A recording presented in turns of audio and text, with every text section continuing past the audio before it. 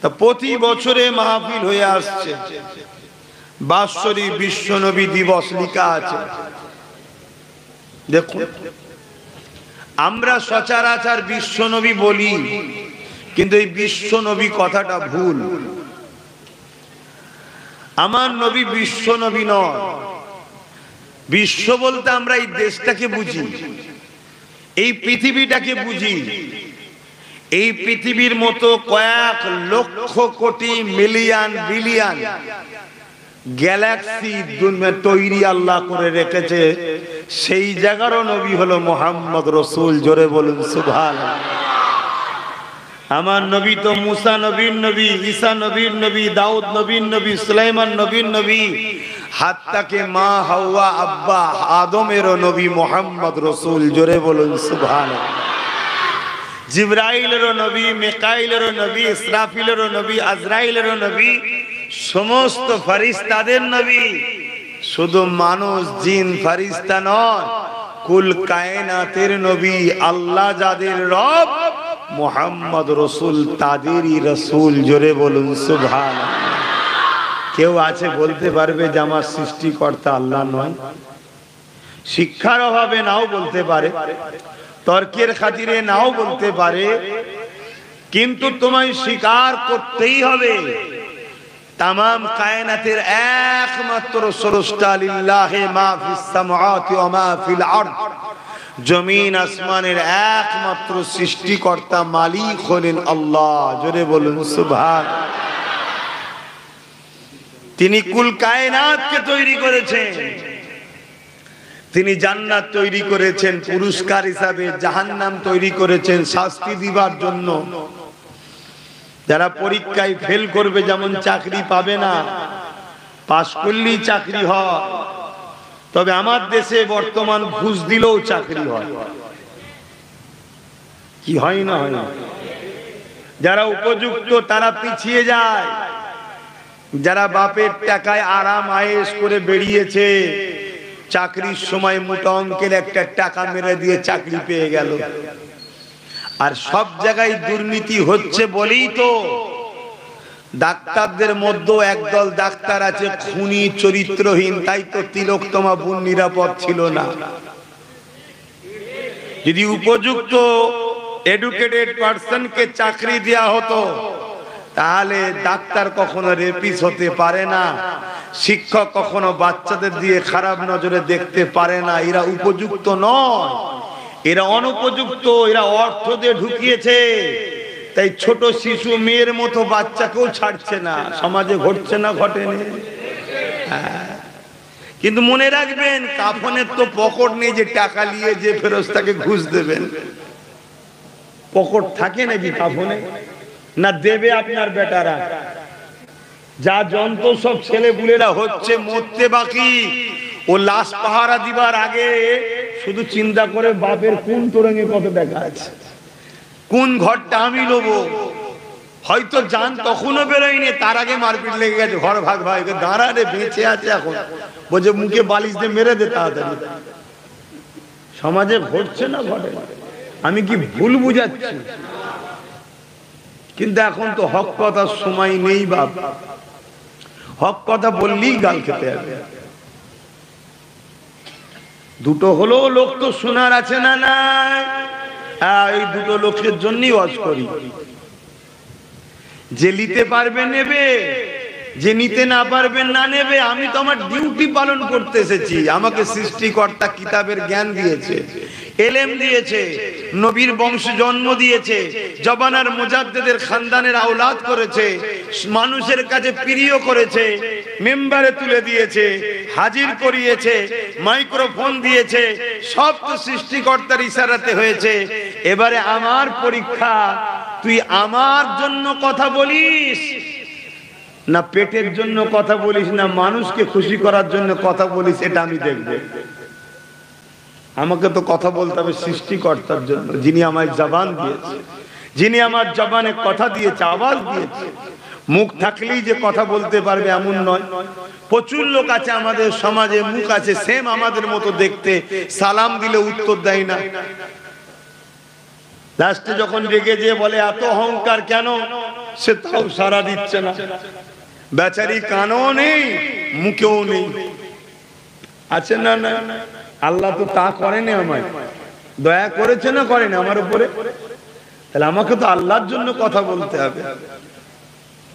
তো ভাইয়েরা আমার, আমার নবী পাক সাল্লাল্লাহু আলাইহি ওয়াসাল্লাম তিনি হলেন আখিরি মেসেঞ্জার, তিনি দোনো জাহানের সুলতান, তিনি নবীদের নবী, কুল কায়নাতের রাসূল। তিনি মুহাম্মদ সাল্লাল্লাহু আলাইহি ওয়াসাল্লাম যতটা মুসলমানের, ততটা হিন্দুদেরও, ততটা খ্রিস্টানদের, ততটা আদিবাসীদের, ততটা সাঁওতালদের, ততটা বাগদিদের, প্রত্যেকটা মানুষের তিনি প্রফেট রাসূল। জোরে বলুন সুবহানাল্লাহ।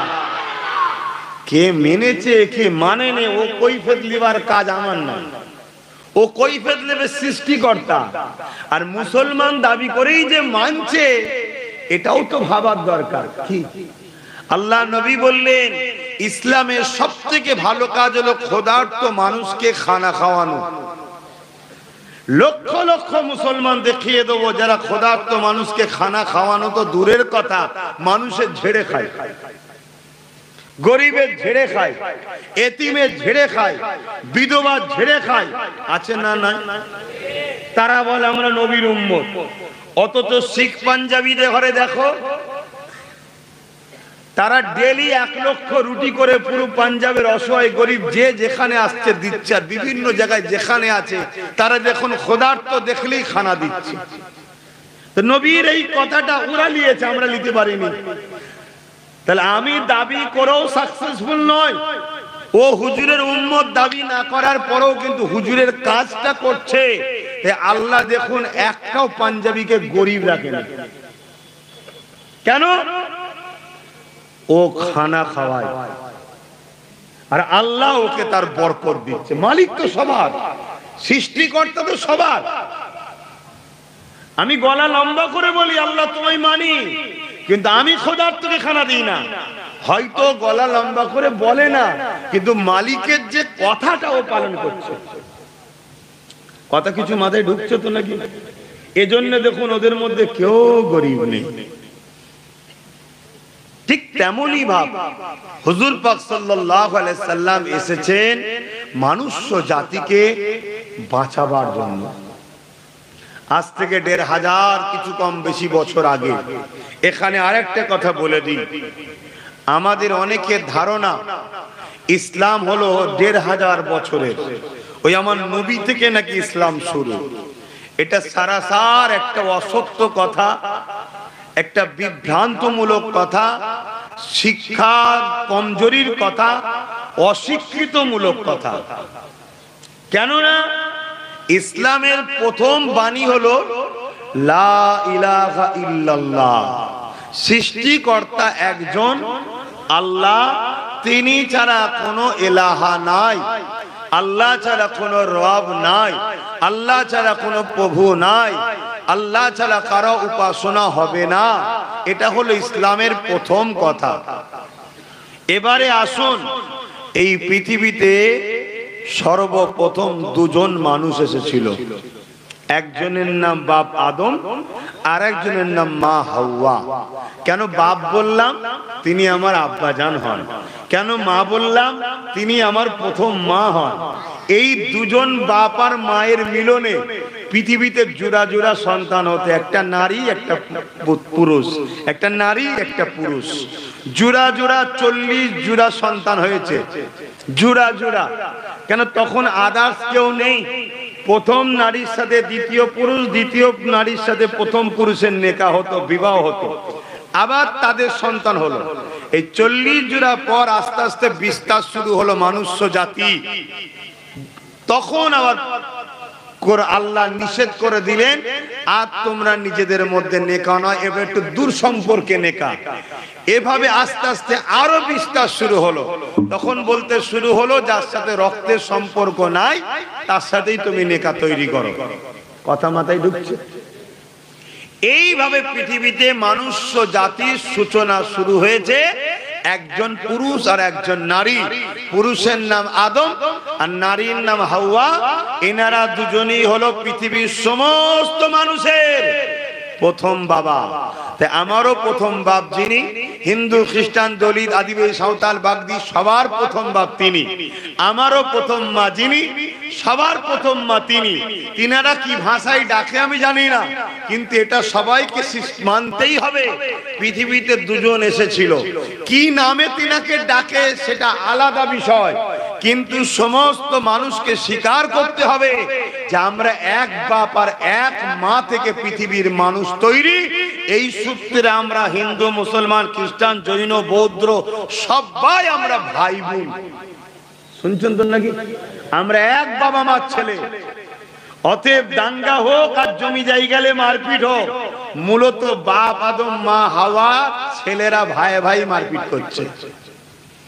কথা মাথায় ঢুকছে? বড় হওয়ার পর এক একজনের রুচিতে এক এক রকম লেগেছে। কে এই বিশ্বাসে গেছে, কে ওই বিশ্বাসে গেছে, কে আরো বিশ্বাসে গেছে। যার যেটা রুচিতে লেগেছে তার বিশ্বাস তার কাছে ভাই। ওলি আমি কোনো কথা বলতে চাইছি না এবং আমার ইসলাম নিষেধ করেছে, আমি পছন্দও করি না, কিন্তু এটা সবাইকে মানতে হবে। হিন্দুরা হলো আমাদের ভাই বোন, আদিবাসীরা হলো আমাদের ভাই বোন, খ্রিস্টানরা হলো আমাদের ভাই বোন, দলিতরা হলো আমাদের ভাই বোন, সব আমাদের ভাই বোনেরা, নিজের বাবা মারই সন্তানেরা, বাপ আদম মা হাওয়ার ছেলেরা। এই জায়গাটা ক্লিয়ার তো নাকি? এবারে আমি যেটা ক্লিয়ার করতে চাইছিলাম, ইসলামের বয়স কবে, কবে থেকে শুরু? ধর্ম মানুষের জন্য হয়, জীবজন্তুর জন্য নয়। তো বাপ আদম ও মা হাওয়া, তিনাদের ধর্ম ছিল কি?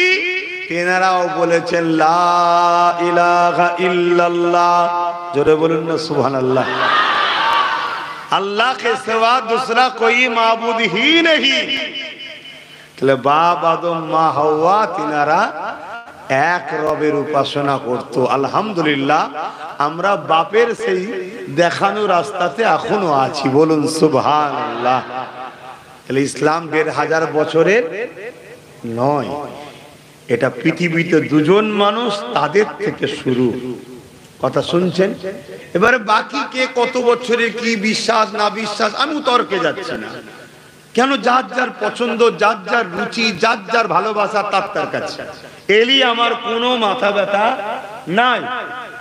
তাহলে হযরত মুহাম্মদ সাল্লাল্লাহু আলাইহি সাল্লাম থেকে কি হয়েছে? হযরত মুহাম্মদ সাল্লাল্লাহু আলাইহি সাল্লাম তিনি আখেরি মেসেঞ্জার ছিলেন, আখেরি প্রফেট ছিলেন, আখেরি রাসূল ছিলেন, আখেরি আওতার ছিলেন, আখেরি আসমানের কিতাব নিয়ে এসেছেন। তিনার পরে আর কোন নবী রাসূল পয়গম্বর আসেনি। জোরে বলুন সুবহানাল্লাহ। এবং তিনি আখেরি আসতে পারে, কিন্তু ভিআইপি সবার উপরে। এমনকি তিনারই আব্বা মুহাম্মদ সাল্লাল্লাহু আলাইহি ওয়াসাল্লামের আব্বা কিন্তু আদম, জানেন তো নাকি? মা হাওয়া। কিন্তু তারপরেও মুহাম্মদ সাল্লাল্লাহু আলাইহি ওয়াসাল্লাম হলেন বাপ আদমেরও নবী। জোরে বলুন সুবহানাল্লাহ। কেন? এটা অনেক ডিপ ব্যাপার। মুহাম্মদ সাল্লাল্লাহু আলাইহি ওয়াসাল্লামকে সৃষ্টিকর্তা সবার উপরে শান ও মর্যাদা আজমাত দিয়েছে। জোরে বলুন সুবহানাল্লাহ। তিনি সবার শেষে এসেছেন। আর নবী রাসূলরা আসেন কি করতে? দুটো কাজ করতে। বলুন কি করতে? বলুন বলুন। দুটো কাজ করতে। নাম্বার 1, অন্যায়ের হাত থেকে আল্লাহর সৃষ্টিকে বাঁচিয়ে জমিনকে অন্যায় মুক্ত করে ন্যায় প্রতিষ্ঠিত করতে নবীরা আসে। জোরে বলুন সুবহানাল্লাহ। যত নবী এসেছে 1 লক্ষ মতান্তর 2,24,000 নবী রাসূল এই দুটো কাজ করেছে। অন্যায়ের বিরোধী, ন্যায় প্রতিষ্ঠিত। অন্যায় মিটিয়েছে, ন্যায় প্রতিষ্ঠিত করেছে।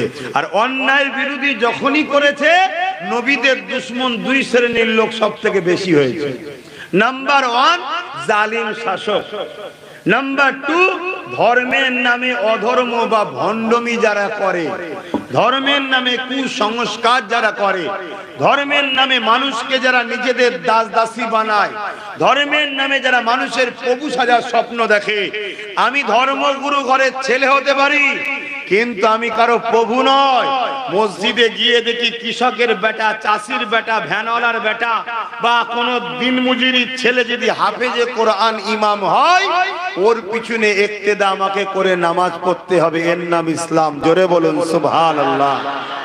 হতে পারি আমি ধর্মগুরু ঘরের ছেলে, বা আমাকে অনেকে ধর্মগুরু বলেও মানে, নিজ নিজ রুচির ব্যাপার, কথা বুঝে আসছে। কিন্তু ইসলামে তুমি প্রভু হয়ে যাওনি। সমস্ত মানুষ ইসলামের সমান, সবাই আল্লাহর দাস ও দাসী। কিন্তু এই সমাজে দুই শ্রেণীর মানুষ ইসলামের চরম দুশ্মনী করেছে। নাম্বার ওয়ান, বলুন, বলবেন তাই বলেছি, মুখ খুলে বলুন। নাম্বার ওয়ান কারা? কথা বলছো না? আমি আরেকবার বলছি, নাম্বার ওয়ান অত্যাচারী জালিম শাসক। এরা ইসলামের যুগে যুগে দুশ্মনী করে। মুসা নবী হোক, ইব্রাহিম নবী হোক, নূহ নবী হোক, জাকারিয়া নবী হোক, সুলাইমান নবী হোক, পৃথিবীতে যত নবী এসেছে সমস্ত নবীরা দুটো কাজ করেছে। এটা মাথায় থাকবে তো? দুটো কাজ, ন্যায় প্রতিষ্ঠিত, অন্যায় মিটানো। অন্যায়কে মিটিয়ে আল্লাহর জমিনের উপরে ন্যায়, ইনসাফ, ইনসানিয়াত, মানবতা, গরিবের অধিকার, এতিমের অধিকার, বিধবার অধিকার, নারীর অধিকার, সভ্যতা, মানববন্ধন, সম্প্রীতি, প্রেম, ভালোবাসা, এইগুলো প্রতিষ্ঠিত করেছে। জোরে বলুন সুবহানাল্লাহ। দ্বিতীয় নম্বর, অন্যায়কে মিটিয়েছে, চুরি মিটিয়েছে, জুলুম মিটিয়েছে, খুন মিটিয়েছে, দাঙ্গা মিটিয়েছে, ফাসাদ মিটিয়েছে, সন্ত্রাসবাদকে মিটিয়েছে, জঙ্গিবাদকে মিটিয়েছে, নেশা জাতীয় দ্রব্যকে মিটিয়েছে, জুলুম মিটিয়েছে। এক কথায় পৃথিবীতে সাম্য প্রতিষ্ঠিত করতে এসেছে। জোরে বলুন সুবহানাল্লাহ। এটা মনে থাকবে তো নাকি? আর এই কাজ করতে গিয়ে নবীদের বিরোধী হয়েছে সব থেকে চরম ভাবে দুই শ্রেণীর লোক। নাম্বার ওয়ান জালিম, সবাই বলুন নাম্বার ওয়ান।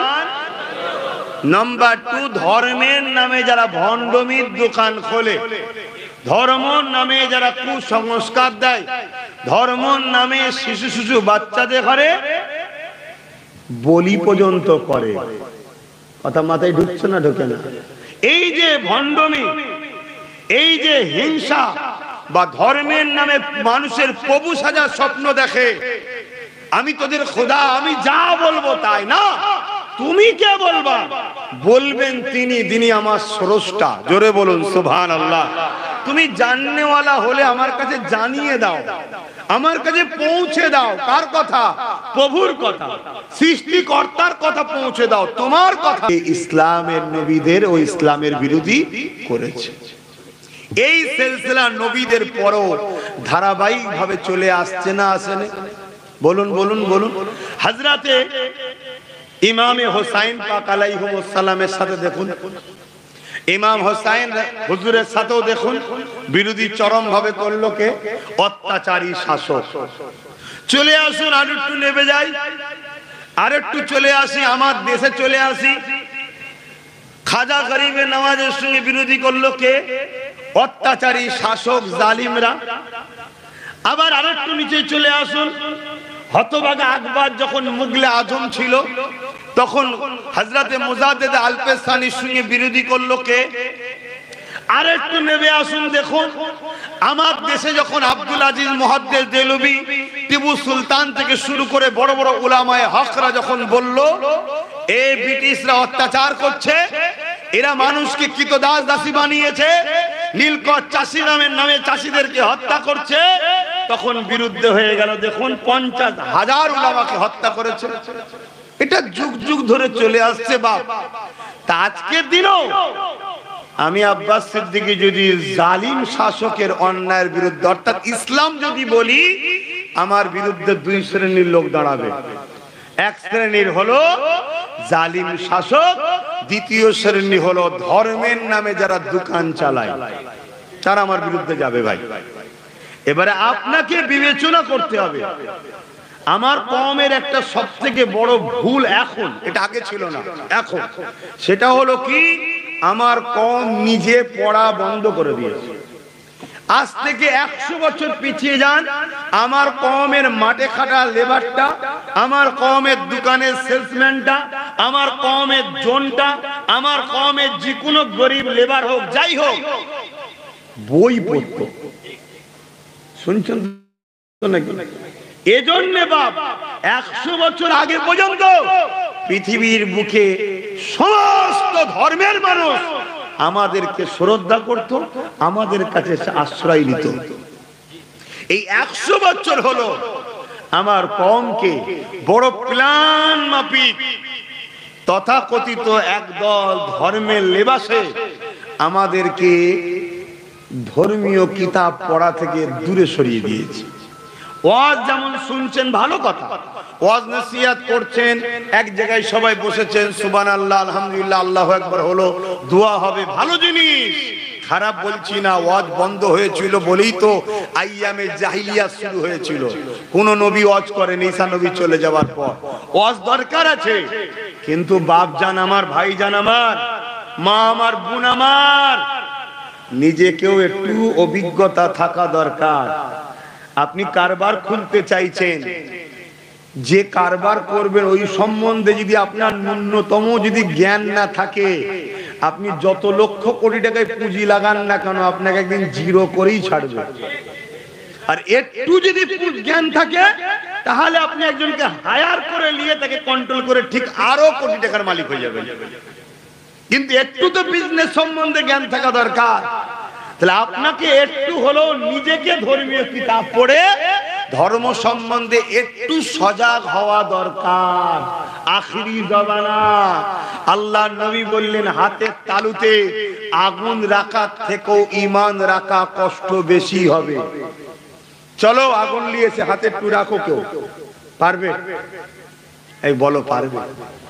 বলছো না। তাহলে এর থেকেও কঠিন হলো ঈমান বাঁচানো। তাহলে ঈমান রাখবো কি করে বলে? এজন্যই তো নবী বললেন, আখিরি জামানায় মসজিদ ভর্তি লোক থাকবে, একটা কেউ ঈমানদার থাকবে না। কেন বলছে হুজুর এই কথাগুলো? আল্লাহ নবী কেন বললেন আখিরি জামানায় দুই ধরনের উলামা হয়ে যাবে, একটা খায়রুল উলামা আর একটা শাররুল উলামা, একটা ভালো উলামা, একটা মন্দ উলামা। উলামা আবার মন্দ হয় কি করে হুজুর? উলামা আবার খারাপ হয় কি করে হুজুর? আল্লাহ নবী বলছেন, তারা আল্লাহকে ভয় করবে না, তাগুতি শক্তিকে ভয় করবে। উলামাদের মুখের কথা, উলামাদের মুখ দিয়ে পাওয়া যাচ্ছে, এ কওমকে আল্লাহর ভয় দেখায় না, এ কওমকে তাগুতি জালিম, আজকের ফেরাউন, আজকের নমরুদদের ভয় দেখায় এ কওমকে। আর जो একটা প্রবাদ বাক্য আছে, जो डर गए वो मर गए। এ কওম তো ভয় খেয়ে গেছে, এজন্য যে খুশি মেরে নিচ্ছে। আর যেদিন এ কওম 3000 সৈন্য নিয়ে 2 লক্ষ রোমের বিরুদ্ধে লড়াই করতে নেমেছিল, ওই দিন এ কওমের সেফাসালার সালাউদ্দিন আইবি বক্তব্য দিতে উঠেছিল যে এতটা দূরে আমরা এসেছি কেন? শাহাদত হব বলে। তাহলে কত সংখ্যা দেখছো কেন? আমরা তো নিয়তি করেছি, এত দূর এসেছি, উদ্দেশ্যটা কি? আল্লাহর প্রেমে জানকে কুরবান করব। জোরে বলুন সুবহানাল্লাহ। তাকবীর দিয়ে উঠলো সমস্ত সাহাবারা 3000-এর কাছে। আজকের যুব সমাজ হয়তো মানতে নাও পারে, কেন এরা পাবজি গেমটা ভালো বোঝে, তো এদের মাথায় খুগরিতে আল্লাহর পাওয়ার ঢুকবে না। 3000 ঈমানদারের কাছে 2 লক্ষ রোমের সেনারা পিছু হাঁটতে বাধ্য হয়েছিল। জোরে বলুন সুবহানাল্লাহ। কেন? তারা ভয় পায়নি, তারা ভয় একজনকে খেয়েছিল, আল্লাহ। আর আল্লাহকে ভয় খেলে ফায়দা কি? সূরা রহমানের মধ্যে আল্লাহ বলছেন, ওয়ালিমান খাফা মাকাম রাব্বিহি জান্নাতান, যারা আমাকে ভয় করবে আমি আল্লাহ তাদেরকে দুটো জান্নাত দেব। জোরে বলুন সুবহানাল্লাহ। তাহলে আমাদের অন্তর থেকে প্ল্যান মাফিক ভয় বার করা হচ্ছে না, হয় না? আল্লাহর ভয় বার করে দেওয়া হচ্ছে না, ভয় বার করা হচ্ছে। হায় হায়, আমরা মানুষে মানুষকে ভয় করি। আবার জানতাম আল্লাহ ওয়ালা মানুষ হয় আলাদা কথা, কারণ আল্লাহ ওয়ালাদের সামনে আদবের সঙ্গে বসতে বলা হয়েছে, চুপ থাকতে বলা হয়েছে। আমরা ভয় করছি কাকে? জালিমকে। অথচ ইসলামে সবথেকে বড় জিহাদ হলো জালিম বাদশার সামনে হক কথা বলা। জোরে বলুন সুবহানাল্লাহ। হ্যাঁ, আরেকটা হাদিসে আছে নিজেকে সমস্ত বড়াই থেকে বাঁচিয়ে রাখা, এটা জিহাদে আকবার। আমি জানি এবার এই জিহাদ নিয়ে সমাজে একটা ভুল মেসেজ চলছে। হয়তো আমার এই কথা শুনে আমার অমুসলিম ভাইরা মিসইউজ হতে পারে, তাই আমি একটু বলে দিই জিহাদ শব্দের বাংলা মানে কি। জিহাদ ওয়ার্ডটার বাংলা মানে হলো চেষ্টা করা। কি চেষ্টা? সমস্ত বুরাই থেকে নিজেকে সমাজকে বাঁচাবার চেষ্টা করা। জোরে বলুন সুবহানাল্লাহ। জিহাদের মানে কোন জায়গায় বোম মেরে দেওয়া নয়। জিহাদের মানে নারে তাকবীর আল্লাহ আকবার বলে বাচ্চা বাচ্চা ছেলেদের ঘরে বোম মেরে উড়িয়ে দেওয়া নয়। জিহাদের নামে পার্কে জঙ্গলে ট্রেনে বাসে বোম মেরে দেওয়া নয়। এটা তো ইসলামের দুশমনেরা, পশ্চিমা মিডিয়ারা ইসলামকে বদনাম করার জন্য এই ওয়ার্ডটা জুড়ে দিয়েছে। জিহাদ তো একটা ভালো শব্দ। যেমন আজকে আমার দেশের সর্বধর্মের মানুষেরা তারা সংগ্রাম করছে কি করে এই ফ্যাসিস্ট সরকারের হাত থেকে দেশকে বাঁচাবে, এই সংগ্রামটাকেও বলা হয় জিহাদ। হয়তো আমার দেশের একটা ছেলে আইপিএস অফিসার হতে চায়, দিন রাত পড়ছে, আরবি থেকে বলা হয় জিহাদ। হয়তো আমার রাজ্যের একটা পুলিশ কোন চোর হাজার রকম কৌশল অবলম্বনের চেষ্টা করছে, এটাকে আরবিতে বলা হয় জিহাদ। বাংলায় বলা হয় সে চেষ্টা করছে, অপ্রান্ত কি বলে সে চেষ্টা করছে, নানান পরিকল্পনা তৈরি করছে, কিন্তু এটাকে ভুল রাস্তায় ব্যবহার করছে। আর এই ব্যবহারে শুরু করেছে ব্রিটিশরা। কেন? ব্রিটিশরা যদি হিন্দু মুসলমান না করতে পারতো তাহলে 200 বছর থাকতে পারতো না। তারা অল্প দিনেই দেশ ছেড়ে পালাতে বাধ্য হতো। তাই হিন্দু মুসলমান করার জন্য এইসব পরিকল্পনা গুলো করেছিল। যেমন কাজী, কাজী শব্দটা ইসলামের কত ভালো, কিন্তু ব্রিটিশরা ওই কাজী শব্দটা ব্যবহার করেছে কাদের কাছে? যারা দর্জি, জামা কাটিং করে। এভাবে ইসলামের অনেক শব্দকে নোংরা ভাবে ব্রিটিশরা মিসইউজ করে খারাপ জায়গায় ব্যবহার করে গেছে। সেই ধারাবাহিক এখনো হাওয়া আমার ভারতে চলে। এটা আমাদের জন্য বড় দুর্ভাগ্য যে আমরা ব্রিটিশদের অনুসরণ করে এখনো অনেক ভারতীয়রা আছি। এটা আমাদের জন্য খুবই দুঃখ ও ব্যথা। তো যাক, আমি ফিরে আসছি।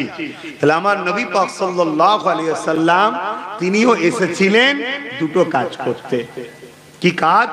এই পৃথিবীর মানুষগুলো নিজের বাপকে হত্যা করত, বাপ নিজের বেটিকে জ্যান্ত পুঁতে দিত, ছেলে মায়ের সঙ্গে নোংরা কাজ করত, রাজা হুকুমতরা গরিবদের ঘরে কোমরে গলাতে বেল পরিয়ে বাজারে বিক্রি করত, নিলাম করত।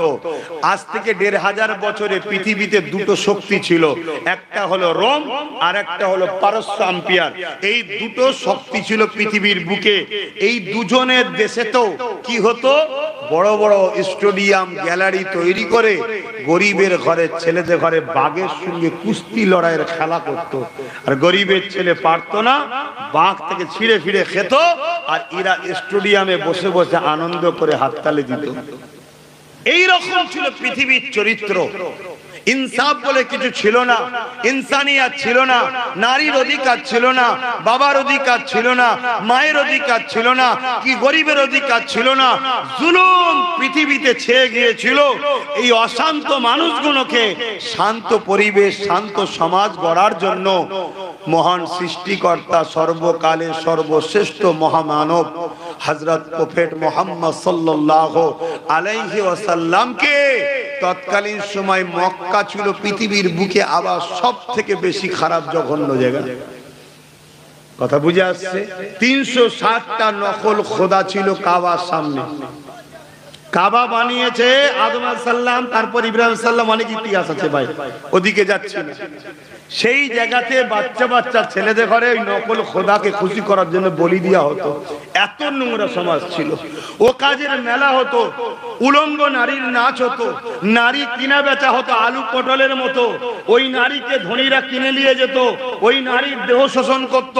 যদি নারীর পেটে কন্যা সন্তান হতো তাহলে ওই নারীকে হত্যা করে কন্যাকেও হত্যা করত।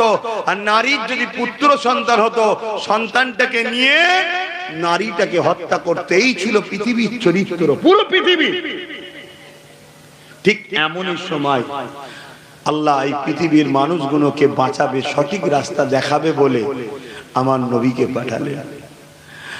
আল্লাহ নবী 570 খ্রিস্টাব্দে বাড়ির বিউল আউয়াল সম্মাস বেসাদিকের সময় তামাম আলমের জন্য রাহমাতাল লিল আলামিন হয়ে দুনিয়া জমিনে আগমন করলেন।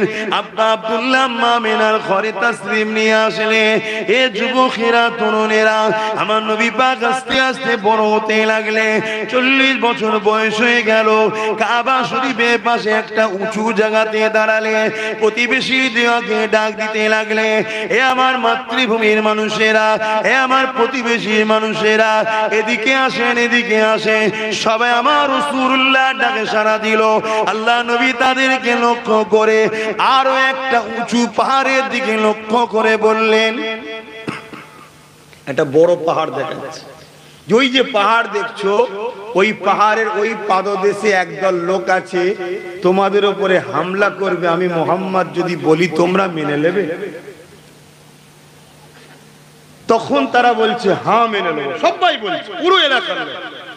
আল্লাহ নবী বললেন, তোমরা তো কেউ নিজের চোখে দেখোনি, মানবে কেন? তারা বলছে যে হে মুহাম্মদ সাল্লাল্লাহু আলাইহি ওয়াসাল্লাম, 40 বছর আপনি আমাদের কাছে বড় হচ্ছেন, কোনদিন মিথ্যা বলেন না, কোনদিন ইয়ারকি ফাজলামি করেননি, কারো ক্ষতি চান না, কাউকে কষ্ট দেন না, কাউকে কটু কথা বলেন না। অর্থাৎ 40 বছর ধরে নবীর আখলাককে তাদেরকে দেখিয়েছে আল্লাহ, যাতে করে তারা অবিশ্বাস করার কোনো জায়গা না পায়। এরপরেও যদি অবিশ্বাসী হয় তবেই তো তাকে পাকড়াও করা হবে।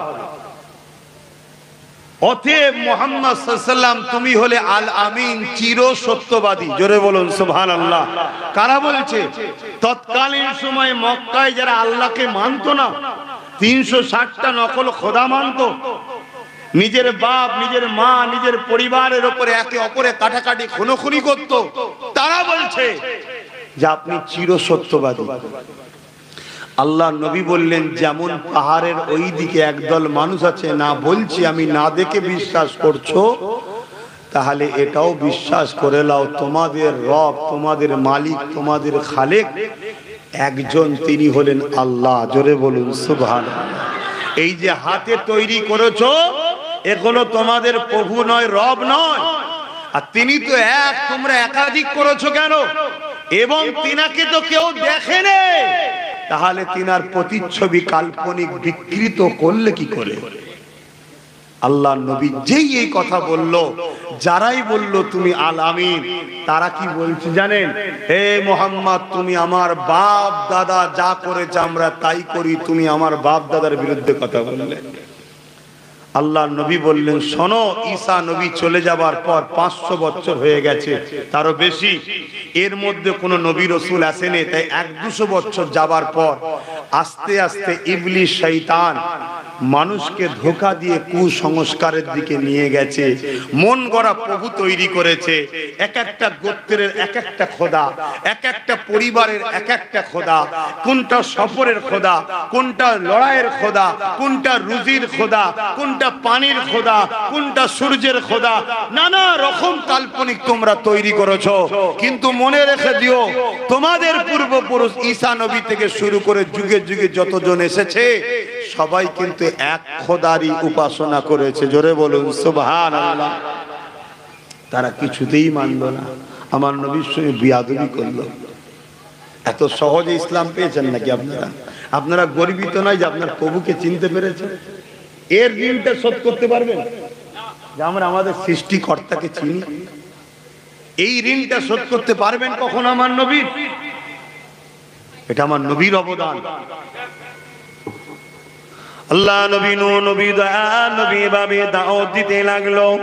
মানুষগুলো শুনলো না, আমার নবী পাককে পিঠ দেখিয়ে সকলে চলে গেল। পরের দিনে আল্লাহ নবী আবার কাবা শরীফের সামনে দাঁড়ালেন। প্রতিবেশী এলাকাকে ডাকতে লাগলেন, কিন্তু এর মধ্যে খবরটা আবু জেহেলের কাছে চলে গেল। আবু জেহেল দেখতে লাগলো মুহাম্মদ রাসূলকে যদি রুকা না যায় আমার ধর্মের দোকানগুলো বন্ধ হয়ে যাবে।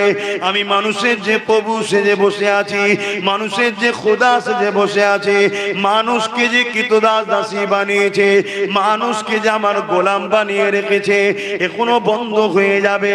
এই মুহাম্মাদের এই দাওয়াতটা বন্ধ করতে হবে। এ যুবকেরা, তরুণেরা, বাপেরা, যুগে যুগে যুগে ইসলামের বিরোধী কারা করেছে মন দিয়ে একটু শোনেন। আজও কারা করছে একটু মন দিয়ে শোনেন, সব উত্তর পেয়ে যাবে। এ যুবকেরা আল্লাহ নবীকে তাই আবু জেহেল রুকার জন্য ওই ভিড়ের মধ্যে ঢুকে গেল। আল্লাহ নবী প্রথম দিনের নাই যেমনই বলল লা ইলাহা ইল্লাল্লাহ আনা মুহাম্মাদুর রাসূলুল্লাহ, এ আমার প্রতিবেশী, তোমাদের রব বলে একজন, তিনি হলেন আল্লাহ, তিনাকে কেউ দেখেনি, তিনার কাল্পনিক ছবি তোমরা কি করে তৈরি করলে? তিনি তো এক, দ্বিতীয় কেউ নয়, তিনি এক রব, এক মালিক, এক প্রভু, তিনি জমিন আসমানের একমাত্র মালিক। এই কথা যখনই রাসূলুল্লাহ বললেন, ওই সময় আবু জেহেল আগিয়ে এসে আমার নবীর গায়ে পর্যন্ত হাত তুলে দিল। ভাবছেন সেই নবীর কষ্টের ইসলাম এখন আমাদের কাছে দায়িত্ব এসছে, তাই তো নাকি? আমরা যদি এই ইসলামকে নিয়ে খেলা করি, আল্লাহ আমাদেরকে ছেড়ে দেবে মনে হয়? পরকালে তো ধরবে, দুনিয়াতেও লাঞ্ছিত, অপমানিত, পদদলিত, বেইজ্জতি করবে না? করবে না? আমাকে আপনারা ভালোবাসবেন কি জানি না, আমি মনে করি গাছের পাতা খোদার বিনা হুকুম ছাড়া লড়ে না। আপনারা মানেন? তাহলে ভারতের প্রধানমন্ত্রী কে হবে এতে খোদার হুকুম ছাড়া হয় নাকি? কথা বলছি না, খোদার হুকুম ছাড়া হয়? খোদার হুকুম ছাড়া হয়? তাহলে যে জালিম বসেছে আল্লাহ বসিয়েছে। দিদি বলেন কেন? নমরুদকে কেন বসিয়েছিল? ফেরাউনকে কেন বসিয়েছিল? সাদ্দাতকে কেন বসিয়েছিল? দুটো জিনিস, মুমিনের ঈমান পরীক্ষা আর মুনাফিককে সাইজ। আচ্ছা বুকে হাত দিয়ে বলুন, জালিম হুকুমত যদি আমাদেরকে মেরে ফেলে আমাদের কোনো আফসোস আছে? আল্লাহর রাহে মরবো তো কি হয়েছে? এই অসুবিধা আছে? কোনো আফসোস নেই তো। আমরা আল্লাহকে মানার জন্য যদি মানো, ইসলামকে মানার জন্য যদি মারো, মসজিদ মাদ্রাসাকে ভালোবাসার জন্য যদি মারো, এই মরণ তো আমাদের জন্য বড় সাকসেসফুল। জোরে বলুন সুবহানাল্লাহ। কিন্তু আমাদের সমাজে বহুত এমন চিটিংবাজ মুনাফিক আছে না? না, যারা ডাইরেক্ট না হলে ইনডাইরেক্ট এদের দালালি করে, তাদের কি হবে? তাহলে মুমিনদের জন্য পরীক্ষা আর মুনাফিকের জন্য শাস্তি। আচ্ছা এই জালিম শুধু আমাদেরকে জুলুম করছে? বলুন, কোন জালিম যখন হুকুমত কোন জায়গায় বসে শুধু কি মুসলমানকে জুলুম করে? আমাদেরকে একটু বেশি করে। আমাদেরকে বেশি করার কারণ আছে, কেন আমরা এসসি, এসটি, ওবিসি, আদিবাসী, হিন্দু, গরিব যাই হোক, কেউ বিপদে পড়লে তার হয়ে পাঠাবো না। জালিম চিন্তা করে মুসলমানের দিকে যদি এসসি এসটি চলে যায় তাহলে তো আগামী দিন দেশের মাথায় এরাই বসে পড়বে, এদেরকে প্রথম পেটো। এজন্য আমাদের একটু বেশি মারে। কিন্তু জুলুমটা কি শুধু আমাদের উপরে হচ্ছে না, সবার উপরে? উত্তরপ্রদেশের দিকে তাকিয়ে দেখো না, ঘোড়া করে বিয়ে করতে গেছে, পিটিয়ে মেরে দিতে। কেন? তুই নিচু জাত, ঘোড়ায় বসবি কেন? পানি নিতে গেছে, পানি একজন ভিআইপির পাত্রে হাত দিতে পিটিয়ে মেরে ফেলেছে। কেন? তুই নিচু জাত, আমার হাত দিলি কেন? আমার বাংলায় স্কুলের সামনে চিৎকার দিচ্ছে, আমাকে কলেজ থেকে বার করে দেওয়া হলো। কেন? বলছে তুই অছুত, নিচু জাত, বেরো। এই রিসেন্ট দেখলাম একই দলের কার্যকর্তা প্রথম চেয়ারে বসে আছে, আপনারা দেখলে সাক্ষী দেবেন, তাকে তুলে দিয়ে বলছে বেরো, যাও পিছনে যাও, অছুত কোথাকার পিছনে যা। একই দলের লোক, দেখেছেন কেউ? একটু হ্যাঁ কি না বলে। তাহলে বুঝতে পারছেন কি হচ্ছে? যতক্ষণ মুসলমানকে মিটাবার দরকার ততক্ষণ অছুত এখন ভাই ভাই, এসসি এসটি এখন ভাই আমাদের। যখন মুসলমানকে পিটানো হয়ে যাবে তখন বলবে অছুত পায়ের তলায় বস। এই আমার বাংলায় পান্ডুয়াতে সম্ভবত 180টা পরিবারকে তাদের ধর্মীয় স্থান, তাদের স্থান মন্দির যাই হোক সেখানে প্রবেশ করতে দেয়া বন্ধ করে দিয়েছে। কেন? তুই নিচু জাত। শুনছেন না? শুনুন। কিন্তু আমার ঘরে যদি কেউ একজন আসে, সে কোন জাত দেখি না, যে সোফাতে আমি বসি তাকেও সে সোফাতেই বসতে দিই, পাশাপাশি। কেন? ও আল্লাহর সৃষ্টি, আমাদেরই মানুষ সে। তো এই জন্য আবু জেহেল দেখলো মুহাম্মদ রসুলকে যে রুখা না যায়, আমি যে একটা বিভাজন তৈরি করে রেখেছি, নেতারা আমরা যারা আছি আমরা হব প্রভু, তোরা হবি সব আমাদের প্রজা, তোরা খেতে পাস চাই না পাস, তোদের বেটিগুলো আমাদের ভোগের জন্য পাঠাতে হবে। এই ছিল চরিত্র বাবা, এখনো আছে এই চরিত্র। আমার অজে কি অসুবিধা হচ্ছে? আমি এসব অজ করি, আপনারা জানেন তো, তাই তো দাওয়াত করেছেন, তাই তো শুনতে এসেছেন। আমার কাছে অন্য অজের আশা করলে তো হবে না। কেন? আমি তো কুনতুম খায়রা উম্মাতিন উখরিজাত লিন-নাস তা'মুরুনা বিল মা'রুফ ওয়া তানহাউনা আনিল মুনকার। আল্লাহর কোরআন বলছে ইসলামের ট্রেনটা দুটো পাট্টির উপর দিয়ে যাচ্ছে, একটা হলো অন্যায়কে মিটাও, ন্যায়কে প্রতিষ্ঠিত করো। এই ডিউটি আল্লাহ আমাদেরকে দিয়েছে, জোরে বলুন সুবহানাল্লাহ। এই আজকে যদি প্রত্যেকটা মসজিদ থেকে, প্রত্যেকটা খানকা থেকে, প্রত্যেকটা মক্তব থেকে, প্রত্যেকটা দরবার থেকে, প্রত্যেকটা জলসা থেকে অন্যায়ের বিরুদ্ধে আওয়াজ উঠতো আর জালিমের বিরুদ্ধে আওয়াজ উঠতো, মজলুমদের পাশে দাঁড়াবার কথা হতো, তাহলে এ সমাজে সর্বধর্মের গরিবরাই নিরাপদে থাকতো, জোরে বলুন সুবহানাল্লাহ। এ সমাজে ওয়াজ হয় ঘন্টার পর ঘন্টা নামাজ নিয়ে, ঘন্টার পর ঘন্টা ওয়াজ হয় রোজা নিয়ে, ঘন্টার পর ঘন্টা ওয়াজ হয় হজ নিয়ে। আমি বিরোধী নয়, নামাজ রোজা হজ যাকাতের আলোচনার দরকার আছে।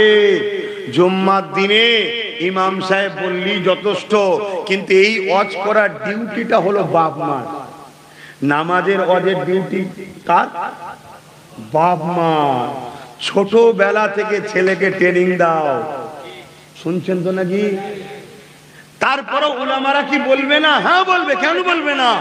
100টা ওয়াজ করলে 10টা নামাজ রোজা হজ যাকাতের বিষয় বলুন না, কে মানা করেছে? কিন্তু এ সমাজকে নিয়ে আলোচনা করতে হবে না? আজকে খুব আমাকে কি ভুল বুঝছেন কি জানি না, আমাকে কি নামাজের বিরুদ্ধে মনে হচ্ছে? আরে কেউ যদি ইচ্ছা করে নামাজ অস্বীকার করে বা ছেড়ে দেয়, সে ইসলাম থেকে বেরিয়ে যায়। নামাজ এত বড় গুরুত্বপূর্ণ জিনিস, সেই নামাজের বিরোধী আমি মনে হচ্ছে? লা হাওলা ওয়ালা কুওয়াতা ইল্লা বিল্লাহ। নামাজ এত বড় নিয়ামত, সেজদা দিলে আল্লাহর কুদরতি কদমে মাথা পড়ে, জোরে বলুন সুবহানাল্লাহ। আমি বোঝাতে চাইছি অন্য জিনিসটা। নামাজ পড়লে সওয়াব, না পড়লে গুনাহ, প্রত্যেকটা বাচ্চা বাচ্চা সবাই জানে, ঠিক তো? কিন্তু অন্যায় দেখলে প্রতিবাদ না করলে ঈমান চলে যায়, এটা কজন জানে? বলুন। অন্যায় দেখে কেউ যদি প্রতিবাদ না করে, নবী বলছে তার মধ্যে ঈমান নাই। আমার আব্বাজানের কথা বলছি না, আমার নবীর কথা বলছি। এইটা কজন জানে? বুঝতে পারছেন তো আমার কথা? আজকে বলুন, আমি নামাজ পড়েছি 7:40-এ,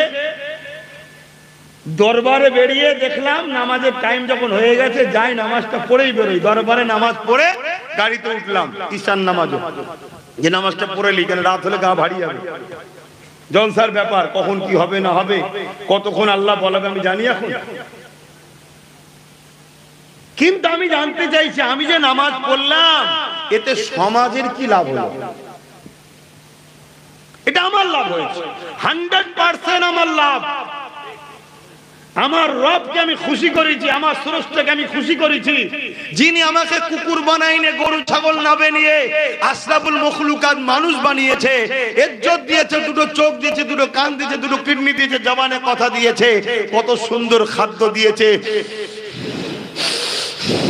নিঃশ্বাস এখনো টানাচ্ছে, বার করছে, সেই রবকে সেজদা দিয়েছি, অবশ্যই তিনি আমার উপরে খুশি।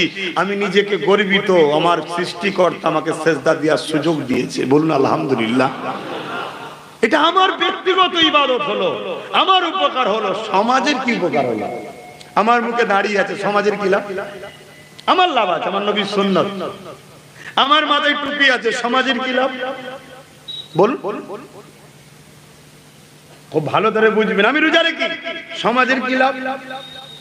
কিন্তু আমার লাভ, আমার শরীর সুস্থ থাকবে, শরীর আপডেট হচ্ছে, যেমন মোবাইলে আপডেট হলে মোবাইল পুরো ফ্রি হয়ে যায়। 11 মাস শরীরে যা ভাইরাস থাকে, রোজার ওসিলায় সব ভাইরাস মিটে গিয়ে শরীর আবার কংক্রিট ফিট আল্লাহ দেয়। জোরে বলুন সুবহানাল্লাহ। এবং জান্নাতি খানা খাওয়াবে। জান্নাতে একটা বাবুসম দরজা আছে, ওই দরজাতে ইনশাআল্লাহ আব্বাস সিদ্দিকীকে আল্লাহ জান্নাত যেতে দেবে ইনশাআল্লাহ। এ সব আমার লাভ আছে, অস্বীকার করছি না। সমাজের কি লাভ হয়েছে বলুন? কিন্তু আমি যদি এই সমাজকে মদ মুক্ত করতাম, এ সমাজে মদ চলবে না। তাহলে শুধু মুসলিম লাভ, অমুসলিমদের লাভ নয় কেন? এই মদের কারণে বাচ্চা কোনো সব অ্যাক্সিডেন্ট করছে, এই মদের কারণে যে খাইনে তার উপরেও গাড়ি তুলে দিচ্ছে, এই মদের কারণে খুন হচ্ছে, এই মদের কারণে ডিভোর্স হচ্ছে, এই মদের কারণে মারপিট হচ্ছে, এই মদের কারণেই তিলোত্তমা বোনকে রেপ করা সম্ভব হয়েছে। তাহলে এই মদ যদি ব্যান করা যেত, তাহলে পুরো জাতি, মানুষ জাতির তুমি উপকার করলে। ইসলাম তাই মদ মুক্ত সমাজের নাম। জোরে বলুন সুবহানাল্লাহ।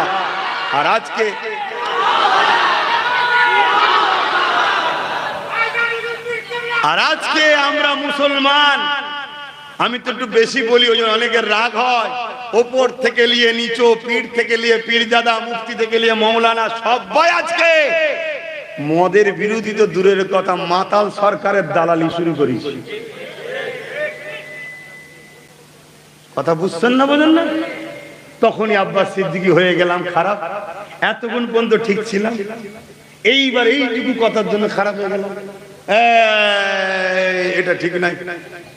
তাহলে ইসলামের কিছু লোভ, কিছু লোভ না। ইসলামের কিছু লোভ, কিছু লোভ না। এটা চিটিংবাজি করা না। মানতে পারোনি আলাদা কথা। ভাব এই যুব সমাজ এটা কি সব মানতে পারে না? আমি সব মানতে পারি ইসলামের। আমি সব মানতে পারছি নাকি? কিন্তু বিশ্বাস করি, কোন জিনিসকে অস্বীকার করি না, চেষ্টা করি ভালো হবার, কিন্তু হচ্ছে না। আল্লাহ তো সব দেখছেন। চেষ্টাকারীকে আল্লাহ এত পছন্দ করে, তাকে ওলি বানিয়েই তুলবে। জোরে বলুন সুবহানাল্লাহ। সমাজের উপকার কোনটা সেটা ভাবতে হবে। আমার নবী পাক সাল্লাল্লাহু আলাইহি ওয়াসাল্লাম এই জন্য তিনি সংগঠন তৈরি করে, এ যুবকেরা, তরুণেরা বাইতুল মাল ফান্ড তৈরি করলে, ওখানে মালকে সংগঠিত করলে, যাকাত গুলোকে সংগঠিত করলে, ধনী সাহাবাদের মাল নিয়ে সংগঠিত করলে, গরিব মানুষকে খাওয়াতে লাগলে। এ যুবকেরা, তরুণেরা, বাপেরা, আল্লাহ নবী তাই দুনিয়ার মানুষ কে বলে দিলে, তোমরা অন্যায় বিরোধী করো, ন্যায়ের পক্ষে থাকো, তোমরা গরিবের সাথ দাও, মুসলিমের বিরোধী করো, তোমরা মিথ্যার বিরোধী করো, সত্যের সাথ দাও। যদি জালিম মুসলমান হয়, ওই মুসলমানের সাথ দিলে হবে না। মুসলিম যদি অমুসলিম হয়, তারও পাশে তোমরা দাঁড়াও। কেন? জালিমের সঙ্গে ইসলামের কোনো সম্পর্ক থাকতে পারে না। জুলুম মিটাবার নাম ইসলাম। তুমি মুসলমান দাবি করতে পারো, তুমি যখন জুলুম করছো, এই কাজটা ইসলামের বিরোধী, তাই তোমার উপরে আমি সাথ দিতে পারি না। আর যার উপরে জুলুম করছো, ও হলো মজলুম, ও হলো অসহায়, হতে পারে সে অন্য ধর্মের, তার পাশে দাঁড়ানোটা, এটা হলো আমার রাসূলুল্লাহর সুন্নাত।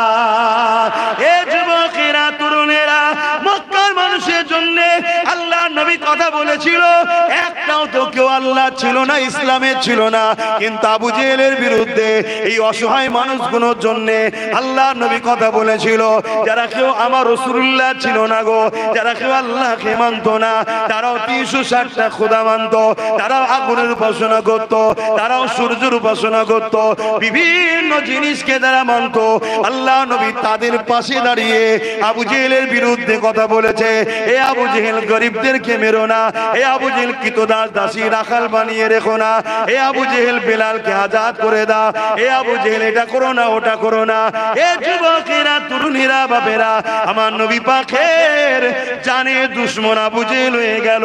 এই আজকের দিনে আমি উলামা, আমি পীরজাদা, আমি পীর সাহেব, আমাকে কথা বলতে হবে আমার মানুষ্য জাতির জন্য। আমার দেশের কে হিন্দু, কে আদিবাসী, কে সাঁওতাল, কে মুসলমান, কে কোন ধর্মের, আমি আমার জাতিকে নামাজ, রোজা, হজ, যাকাতের কথা শিখাবো। পাশাপাশি এটাও বলবো, জুলুম করো না। আর আমার জাতির উপরে কেউ জুলুম করলে তারও বিরুদ্ধে যেমন বলবো, অন্য ধর্মের গরিবের উপরে জুলুম করলে ওই গরিবের পাশে দাঁড়িয়ে ওই জালিমের বিরুদ্ধে বলবো। তবেই তো আমি প্রকৃত 100% নবীর উম্মাত হতে পারলাম।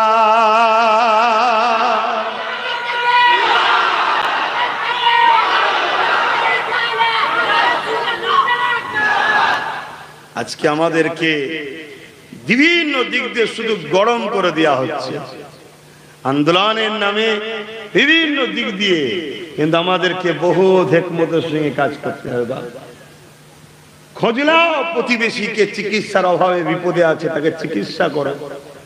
পাড়া থেকে সবাই এক হয়ে কালেকশন করে তার চিকিৎসা করো। যদি সে প্রতিবেশী তোমার অমুসলিমও হয়, চিকিৎসা পাচ্ছে না, তার চিকিৎসা করো। খেতে পায়নি, খেতে দাও। পরনের কাপড় নেই, কাপড় দাও। তোমার আখলাক, তোমার ব্যবহারে সে অমুসলিমও বলবে, আহারে এদের নবী এদেরকে কত সুন্দর শিখিয়েছে। জোরে বলুন সুবহানাল্লাহ। নামটা তো তোমার আমার নবীর হবে, কিন্তু আজ তুমি আমি যদি নবীর আদর্শ ছেড়ে দিয়ে এই দুনিয়ায় তথাকথিত জালিম, অত্যাচারী, গুন্ডা নেতাদের অনুসরণ করি, আমরা যদি মুসলিম নাম করে দাড়ি রেখে মাথায় টুপি দিয়ে মুসলমান সেজে গুন্ডা নেতাদের অনুসরণ করে আমরা যদি গুন্ডা হই, সমাজ বিরোধী হই, জালিম হই, অত্যাচারী হই, মনে রাখবে গাল তোমায় দেবে না, গাল তোমার জন্য আমার রাসূলকে সমাজ দিচ্ছে না, দেয় না। এর জন্য তোমাকে আল্লাহ বিচার করবে না, এই বিচারের জন্য বসেছে। সূরা বাকারা খোলো না বাপ, গল্প বলছি না। আল্লাহ কোরআনেই বলেছে, তোরা যখন আমাকে ও আমার হাবিবকে ভুলে যাদের অনুসরণ তাবেদারি করবি, আমি আল্লাহ তাদের হাতে তোকে মিটাবো। শুনছেন তো নাকি? আমার বাংলার মাদ্রাসাও ধ্বংস হচ্ছে না, হয় না? কথা বলো। সেন্টারে যে আছে একটা লোক বলতে পারবেন সে আমাদের বন্ধু না দুশমন? সেন্টারে যে বসে আছে বিজেপি, মোদি, সে আমাদের বন্ধু না দুশমন? এটা কি জানে না এমন কেউ আছে? সবাই জানে দুশমন, কিন্তু এ যে ঘুমটার আড়ালে মাদ্রাসাগুলো শেষ করছে এটা কেউ জানে? কথা বলছে না তো? এটা জানে না। কেন জানেন না জানেন? আমরা এর বিরোধী করিনি, ওর বিরোধী করি, তাই আপনাদের কেন খবর যায়। আর ওর বিরোধী করি, এর বিরোধী করিনি কেন? ও আমাদেরকে মাইনে দেয়নি, এ আমাদেরকে মাইনে দেয়। তাই এ ভুল করলেও দেখতে পাই না, ও ভুল না করলেও দেখতে পাই। কষ্ট হচ্ছে নাকি না? কালকে কমেন্টে লিখবেন দালাল। লিখছেন, লিখুন না বা। আর তো 1 বছর 8 মাস, 3 বছর বলেছিলাম তো, 1 বছর 4 মাস হয়ে গেছে। আর 1 বছর 8 মাস চোখ দিয়ে পানি নয়, রক্ত বেরোবে। অলরেডি তিলোত্তমা বোনেরও রক্ত বেরিয়েছে, ওটা তো একজনের হয়েছে, এটা অহরহ হবে। লেখো না, যত খুশি স্বপ্ন লেখো, আমার কোনো অসুবিধা নেই বাপ। আমি কি নাকি দুনিয়ার মানুষকে জেনিয়ে কোনো লাভ নাই। আমার আল্লাহ যদি আমাকে বলে তুই ভুল তো ভুল, আর ঠিক তো ঠিক, আর তিনি যদি বলে ঠিক, দুনিয়া ভুল বললো আমার কিচ্ছু যায় আসে না। আর দুনিয়া যদি বলে বাবা ঠিক ঠিক ঠিক ঠিক, আর আল্লাহ যদি বলে তোকে পছন্দ নাই, নাউজুবিল্লাহ, আমার পুরো ধ্বংস। কথা মাথায় ঢুকছে? কিন্তু বাস্তব কি বলছে আমি ভুল বুঝাচ্ছি? আজকে পুরো দেশে আন্দোলন হচ্ছে না, বকা বকা বকা বলে। আচ্ছা, এই আন্দোলন তো গত 10 বছর ধরে আমি করছি। সবাইকে ডেকেছিলাম না, ডাকি না? সাথ দিয়েছিল? উপরন্ত আমার বিরোধী করেছে না করেনি? আমার সংগঠন ছেলেগুলোকে পিটিয়েছে না পেটেনে? আমার ছেলেদেরকে কেস দিয়েছে না দেয়নি? কথা বলে না? আমাকে গালিগালাজ করেছে না করেনি? ও, তখন তোমরা ইসলাম ওয়াকাফের বিরোধী নয়, আর এখন আমি বিরুদ্ধে। আমি আন্দোলন এখনো করছি না করিনি? এই তো যে কোনো জায়গায় যাচ্ছি সেখানেই প্রচার করছি। এটা কি প্রতিবাদ নয়? অ্যাকচুয়ালি ওয়াকাফটা কি জিনিস এখনো কমের 56 কি 60% লোক এখনো জানে না ওয়াকাফ কি। আমার হিন্দু ভাইদেরও বড় একটা অংশ জানে না যে তিনাদেরও একটা সম্পদ আছে আমাদের মতো। কি বলে, আদিবাসী ভাইয়েরাও জানতো না তিনাদের একটা বিশাল সম্পদ ছিল। জীবন ছিল কেন বললেন? 2023-এ লেলিয়েছে এই কেন্দ্র সরকার আইন তৈরি করে, যেমন 2025-এ আমাদেরটা নিয়েছে 2023-এ। তাহলে আন্দোলন যখন হবে আদিবাসী ভাইদের সাথে লিয়া দরকার আছে না? না, যে তোদেরটাও লিয়েছে আমাদেরটাও লিয়েছে আয়। আর হিন্দু ভাইদের সাথে লিয়া দরকার আছে না নাই, যে এরপরে তোদেরটা নেবে ভাই আয় কি? কিন্তু আমাদের সেটা হচ্ছে। শুধু আমি নেতা হব এই সুযোগে, ভুলা পানিতে মাছ ধরো বললি খারাপ না? ও থাক বাবা, বলবো না তাহলে। না বাবা, কোথা গাল দেবে? এটা গত কয়েকদিন আগে দেখছিলাম কলকাতায় মুখ ভর্তি দাড়ি, মাথায় টুপি, আমার বাপ মা তুলে গাল দিচ্ছে প্রকাশ্য। আল্লাহু আকবার, আল্লাহু আকবার। আল্লাহ নবী বলেছেন মুনাফিক আর মুমিনের বৈশিষ্ট্যের মধ্যে একটা বৈশিষ্ট্য হলো মুমিন আমার খানদানের কখনো সমালোচনা করবে না। খানদান যদি ভুলও করে তার থেকে মুখ ফিরিয়ে চলে যাবে, সমালোচনা করবে না। আর মুমিনের বৈশিষ্ট্য এটা, আর মুনাফিকের বৈশিষ্ট্য হলো সে আমার খানদানের সমালোচনা করবে। আমি এর চেয়ে বেশি আর কিছু বলবো না। তো যা, আমি যেটা বলতে চাইছি, এই ওয়াকাফের বিরোধী হচ্ছে কেন না, কেন্দ্র সরকার একটা বিল পাস করেছে, সেই বিলের মধ্যে একাধিক সংশোধনের নামে পুরো ওয়াকাফের অস্তিত্বকে মিটিয়ে দিবার পরিকল্পনা করেছে। কারেক্ট কথা? সবাই একমত তো নাকি? একমত, আমি আপনাদের সঙ্গে একমত, কারেক্ট কথা। বিজেপি যদি বলে আমি মুসলমানদের উপকার করতে চাইছি, এই কথা বিশ্বাস করলে এর থেকে বড় গেঁজাখোর মাতাল পৃথিবীতে দ্বিতীয় হতে পারে না। কেন? সামান্য 5 মিনিটের নামাজ জায়গা না হওয়ার জন্য নাচারের রাস্তায় পড়লে যদি তাদেরকে ফাইন করা হয়, গুলি করে দিবে বলা হয়, পাসপোর্ট কিনে নিবে বলা হয়, মসজিদে আজান দিলে মাইকে দিয়ে 2 লক্ষ টাকা ফাইন করে বিজেপি শাসিত এলাকায়, তারা যদি বলে যে আমরা মুসলমানদের উপকার করছি, এর চেয়ে বড় গেঁজাখড়ি গল্প দ্বিতীয় কিছু হতে আমার তো জানা নেই। বাপ, আপনাদের জানা আছে কি জানি না। যে বিজেপি শাসিত এলাকায় বা বিজেপি আজকে তাদেরই নেতাদের মুখের কথা যে মুসলিম মেয়েরা মারা গেলে কবর থেকে তুলে তার সাথে শারীরিক নির্যাতন করব, শুনেছেন না? শোনেন না? ওই যে উত্তরপ্রদেশের এক টাকলা বলেছিল, মনে পড়ছে না? করে তো এরা আমাদের উপকার করবে, এটা আমার মনে হয় না। সরষে দানা পরিমাণও যদি ঈমান থাকে সে মুসলমানও বিশ্বাস করবে না। আর যার ঈমান নেই আলাদা কথা, সে মুসলমানের কথা আমি ধর্তব্যে লিখছি না। ও বিজেপিও করতে পারে, ও ডোনাল্ড ট্রাম্পও করতে পারে। যার সরষে দানা পরিমাণ ঈমান আছে সে কখনো এদের কথা বিশ্বাস করতে পারবে না। ক্লিয়ার? ওই বিলের মধ্যে একটা অপশন হচ্ছে কি, ঝগড়া হচ্ছে কি নিয়ে, যে ওই বিলের মধ্যে অমুসলিমদের ঘরে রাখতে হবে। যে কমিটি হবে ওয়াকাফ, যে কমিটি, ওই কমিটিতে অমুসলিমকে রাখতে হবে। আমাদের ঝগড়ার জায়গাটা কোন জায়গায়?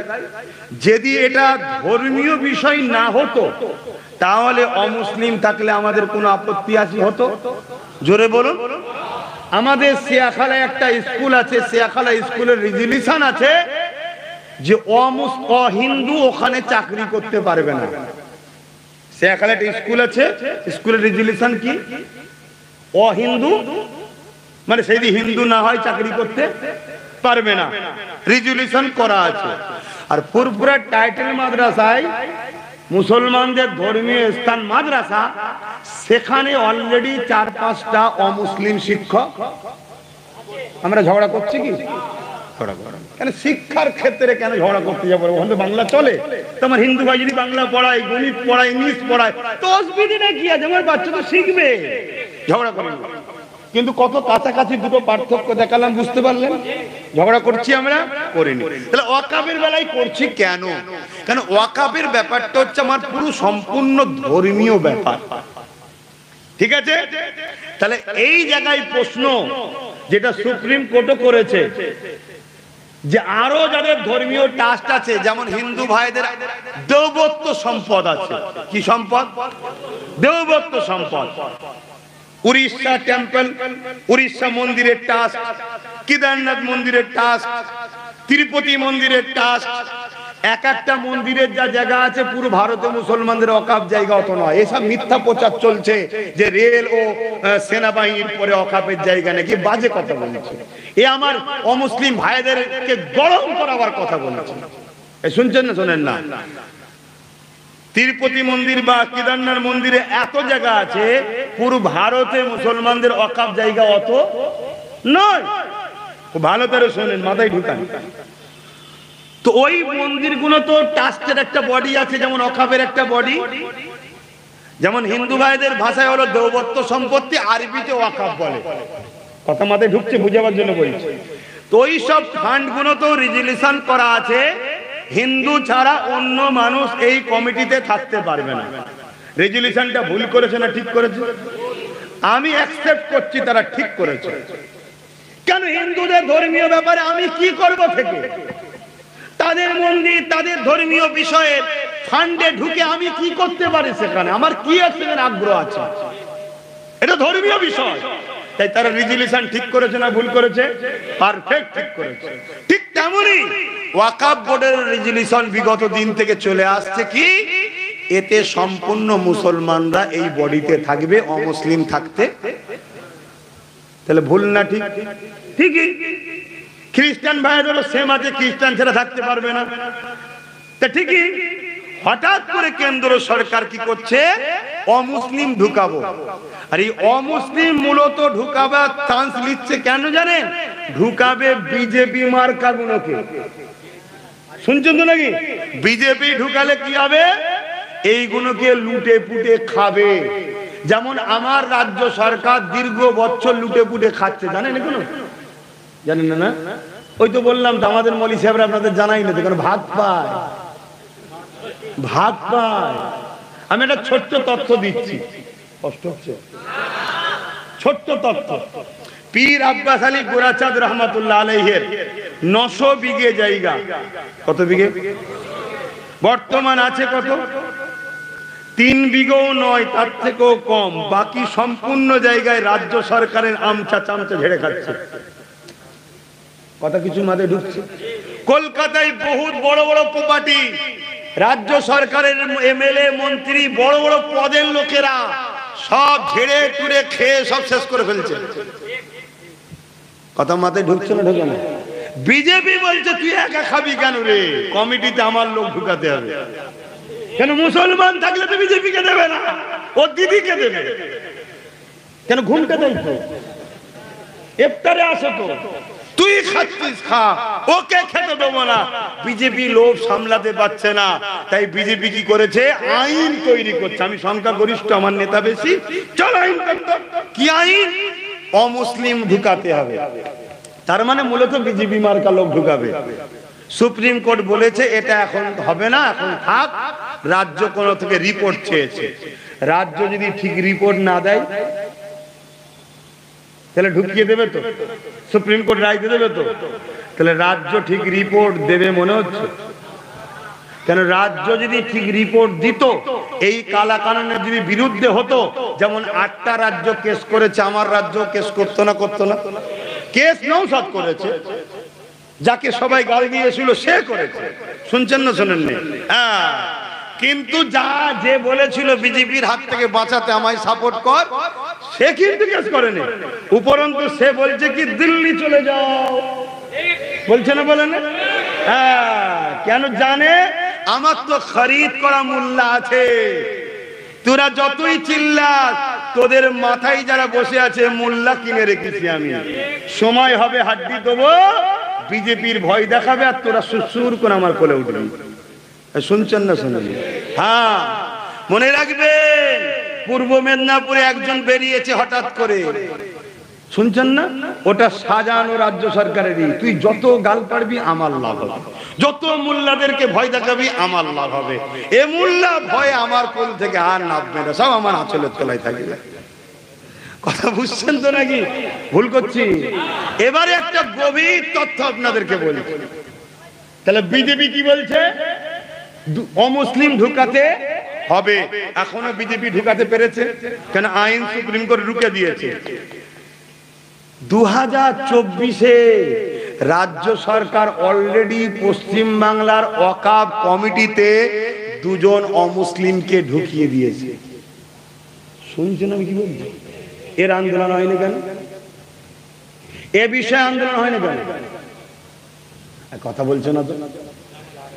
বিজেপি তো 2025-এ আইন করেছে, সুপ্রিম কোর্টের আইনি চড়কে চুপ করে বসে আছে, বেটা কাজ করতে পারছে না। কিন্তু আমার রাজ্যে অলরেডি 2টো অমুসলিমকে ঢুকানো হয়ে গেছে। এজন্যই প্রবাদ বাক্য আছে, প্রকাশ্য দুশ্মন যত শক্তিশালী হোক, তার বিরুদ্ধে সংগ্রাম করে বিজয় অবশ্যই হতে পারে। কিন্তু ছদ্মবেশী বন্ধু সেজে যদি দুশ্মন থাকে, তুমি যত বড় সুপার পাওয়ার হও না কেন, তোমায় মিটিয়ে দেওয়া সম্ভব।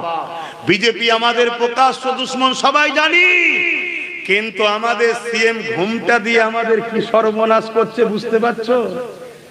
এমন পাকে নিয়ে যে পুঁতবে, তখন শুধু এইটুকু বেঁচে থাকবে, না উঠতে পারবেন না লড়তে পারবেন। সেই সময় দেখবেন বিজেপিকে দাওয়াত দিয়ে চলে এসছে, ও এসে পাতাই মারবে লাঠি। যা, শুনছেন? তাহলে আব্বাস সিদ্দিকীকে গাল খেতে হবে না? হবে না? কথা বলছো না তো? গাল খেতে হবে না? হবে না? কিন্তু আমি একটা কোনো কথা মিথ্যা বলেছি?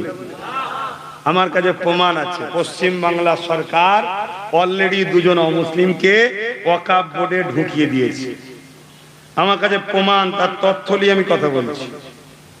শুনছেন? তাহলে বলুন, আন্দোলনের দরকার আছে না নাই?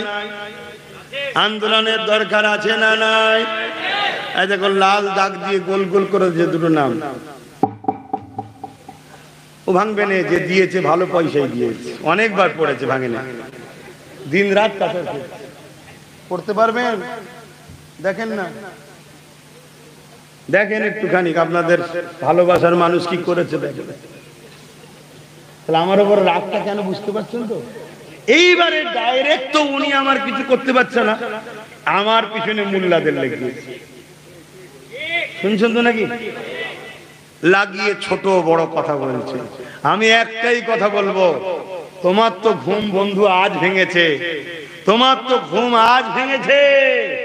আমি তো 10 বছর ধরে বলছি, তোদের মসজিদের সামনে AK-47 দাঁড়াবে, তোদের কবরস্থানে তোদেরকে কবর দিতে পারবি না, মা বোনদেরকে পুড়াতে হবে।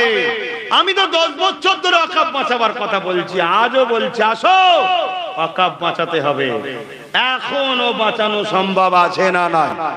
জোরে বলে আছে না নাই? তবে মুনাফিকের পিছনে দাঁড়িয়ে নয়। কেন? যদিও আছি এখন কড়াতে, আমরা কোথায়? মুনাফিকের পাল্লাই পড়লে ধরে চুলোই ফেলে দেবে। বহুত বড় টাকায় বিক্রি হয় এই জাতিকে, বহুত টাকাতে বিক্রি করা হয় এই জাতিকে। আর এই জাতির মধ্যে একটা খুব দুর্বল সেন্টিমেন্ট আছে। সেই সেন্টিমেন্টটা হলো কি, কেউ যদি একবার মাথায় টুপি দিয়ে ইফতারে বা ঘোমটা দিয়ে বসে যায়, মাশাআল্লাহ বারাকাল্লাহ আসসালামু আলাইকুম ওয়া আলাইকুম সালাম লা ইলাহা ইল্লাল্লাহ মুহাম্মদ রাসূলুল্লাহ যদি বলে ফেলতে পারে, বাস এ জাতির পীর হওয়া তার জন্য খুব সহজ। একবারও ন্যাস তুলে দেখলো না এড়ে না বেড়ে রে,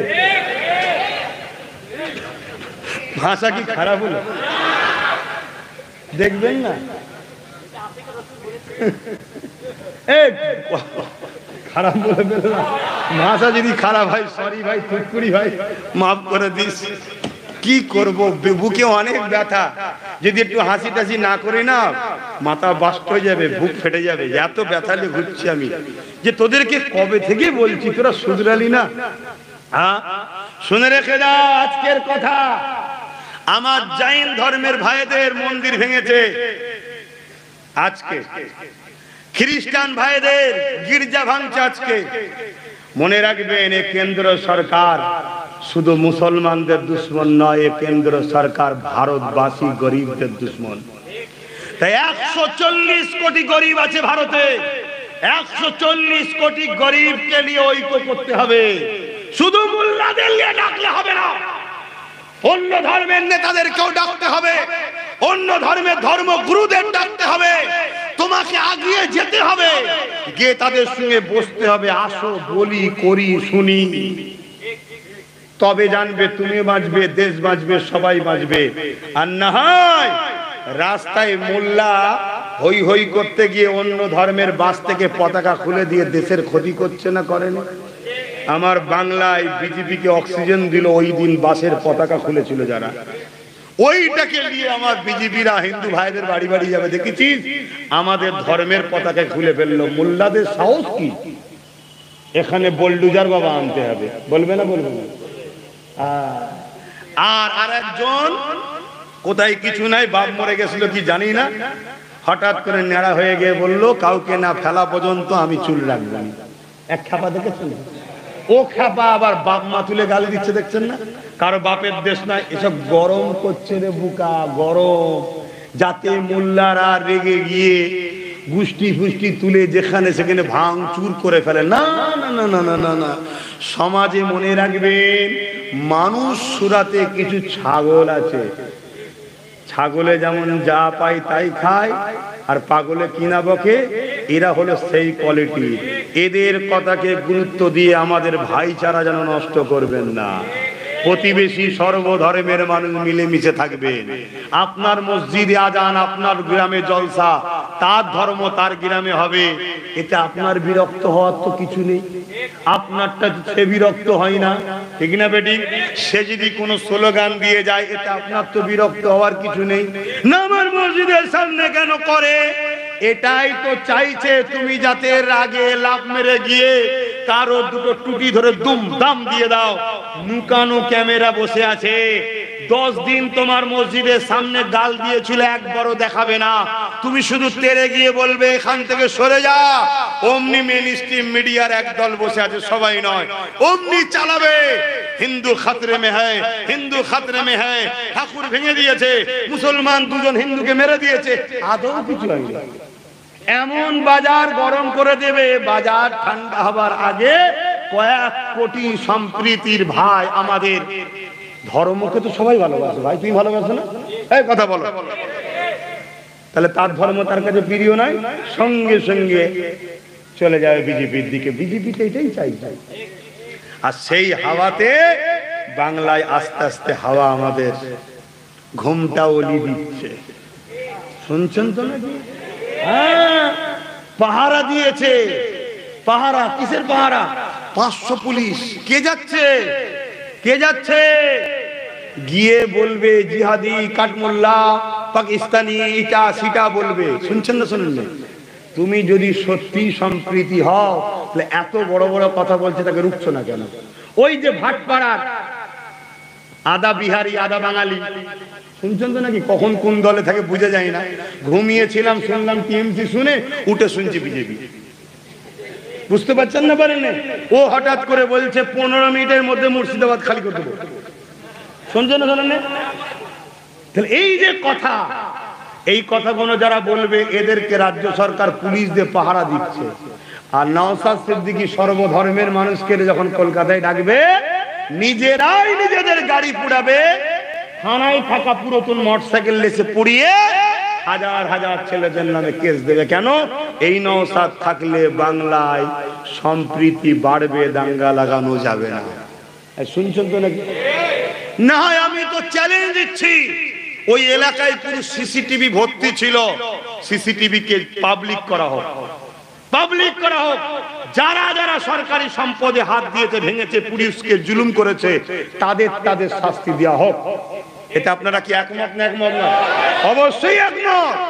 কিন্তু দিতে পারবে না। যখনই পাছাই পড়বে লাঠি, অমনি বলবে আমাকে অমুক মোল্লা বলেছে, অমুক মোল্লা বলেছে, অমুক দাদা বলেছে, অমুক দিদি না বলেছে, বলে ফেলে। শুনছেন তো নাকি? আরে বাবা, যেভাবে মুসলমানের মসজিদে শুকরের মাংস রাখা হয়, হিন্দু ভাইদের মন্দিরে গরুর মাথা রেখে সমাজে অশান্তি করা হয়, ঠিক সেরকমই চলছে।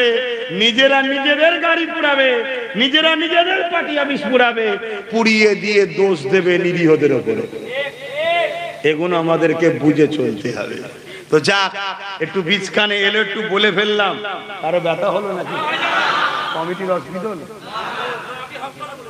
হ্যাঁ, কারো যদি অসুবিধে হয় বাপ, আমার কাছে স্পষ্ট কথা, আমায় দাওয়াত করবেন না, আমার মাহফিলে যাবেন না। ক্লিয়ার কথা বলছি। কেন? আমি বলবো, অন্যায় দেখলে বলবো, অন্যায় দেখলে 100 বার বলবো। তাতে তোমার যদি পছন্দ হয় যাবে, না পছন্দ হয় যাবে না, পছন্দ হয় দাওয়াত করবে, না পছন্দ হয় করবে না।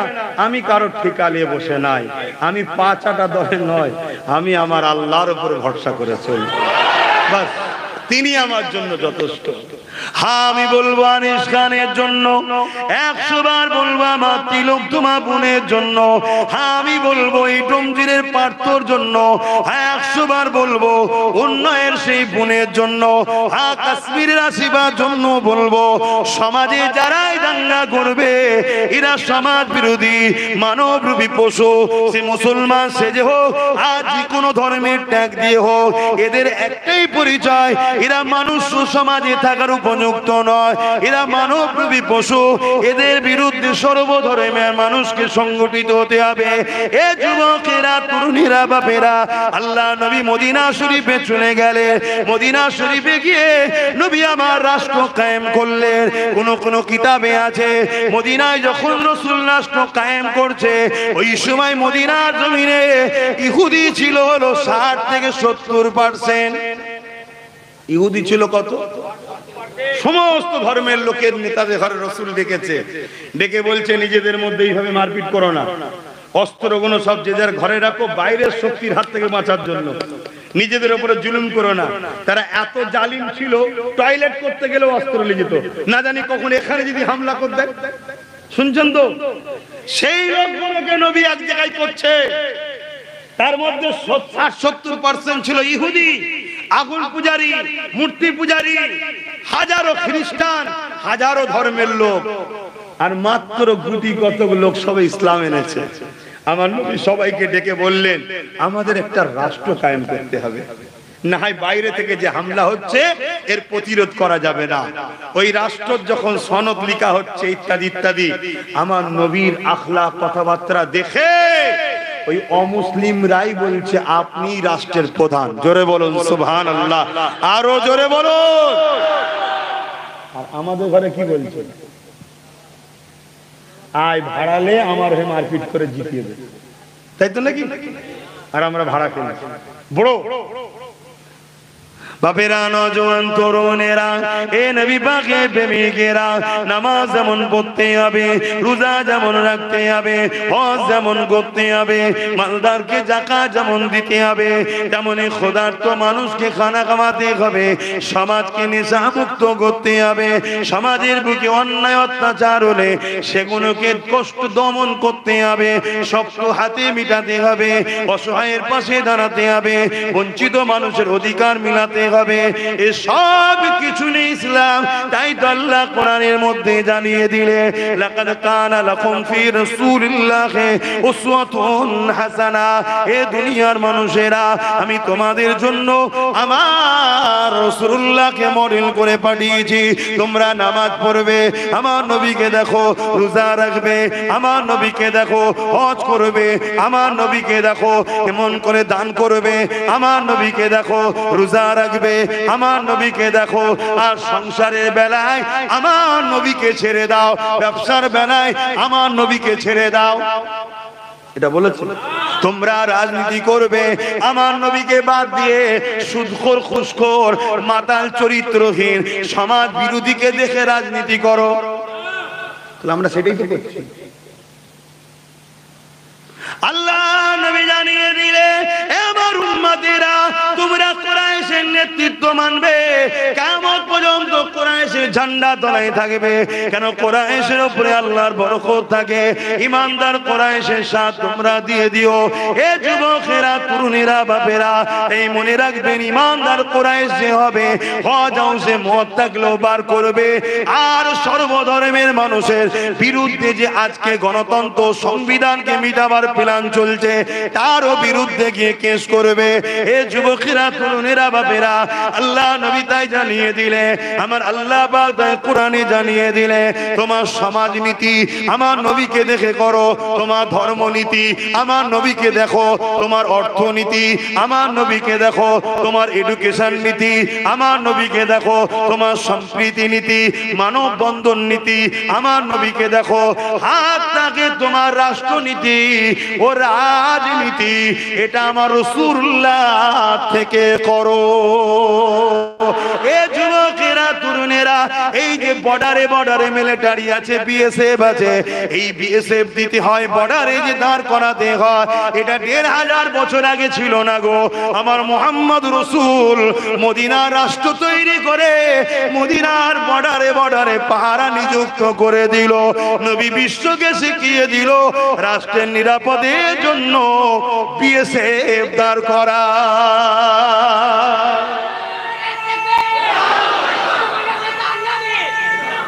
আল্লাহু আকবার। শুনছেন তো নাকি?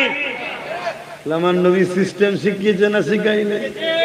আমার নবী আইন ব্যবস্থা শিখিয়েছে, আমার নবী অর্থনীতির ব্যবস্থা শিখিয়েছে, আমার নবী বিচার ব্যবস্থা শিখিয়েছে, আমার নবী ইনসাফ করা শিখিয়েছে। একদিন আমার নবী মদিনার রাষ্ট্রপ্রধান হয়ে সিংহাসনে বসে আছে, রাষ্ট্র কাজ চালাচ্ছে। ঠিক এমন সময় এক ইহুদি আর একজন মুসলমান আগিয়ে চলে এলো, এমন করে একটা বিচার নিয়ে আসলো। কি বিচার? একটা ঘোড়াকে দুজনা বলছে আমার, ইহুদি বলছে আমার, মুসলমানও বলছে আমার। এই বিচারটা নিয়েই আমার রাসূলুল্লাহ দরবারে এলো। এ যুবকেরা, তরুণেরা, বাপেরা, এমনি ইতিহাসের পাতায় সর্বধর্মের ধর্মগুরুরা, সর্বধর্মের মহাপণ্ডিতেরা, সর্বধর্মের বিশ্ব পণ্ডিতেরা এমনি আমার রাসূলকে সর্বকালের সর্বশ্রেষ্ঠ সাকসেল মহানায়ক বলতে বাধ্য হয়নি।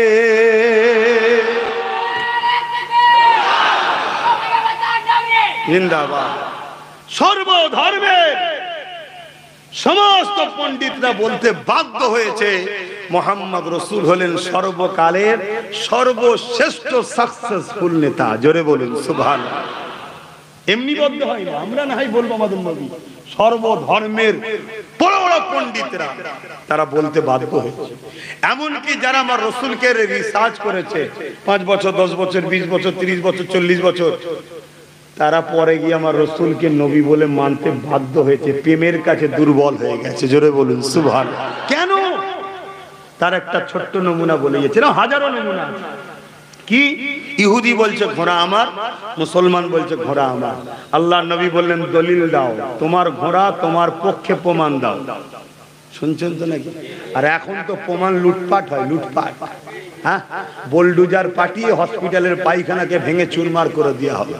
পরের দিন একদল লাঠিয়াল বাহিনী পাঠিয়ে সব ভেঙে তছনছ করে দেওয়া হবে। দেখলেন না তিলোত্তমা বোনের বেলায়? হ্যাঁ।